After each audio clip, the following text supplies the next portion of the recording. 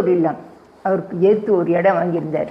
அதில் முதியோர் இல்லம் ஆரம்பிக்கலாம்ட்டு அதுக்கு ஒரு எண்ணம். பகவான்கிட்ட உத்தரவு, முதியோர் இல்லம் முதல்ல அண்டாக்கு பார்ப்பாங்க, அப்புறம் பார்க்க மாட்டாங்க. ஆனால் இந்த பிச்சைக்காரன்னு சொல்கிறபடி அவர் கேட்பாரான்னு கேட்பாருன்னு சொன்னோடனே, சாதுக்கள் பட்டினியாக இருக்காங்க, முதல்ல சாது போஜனம் ஆரம்பிப்போம். ஏன்னா பகவான் எத்தனையோ நாள் பட்டினியாக கிடந்திருக்காரு. அதை வச்சு சாதுக்களுக்கு முதல்ல சாது போஜனம் ஆரம்பிக்கணும்னு சொல்லி சாது போஜனம் 1998 அவங்க கொடுத்த பணத்தை இதில் போட்டு அதில் வந்து அன்னம்மாள் கோபால்சாமி அன்னதானம்னு சொல்லி இன்றைக்கி அந்த அன்னதானம் நடந்துட்டுருக்கு.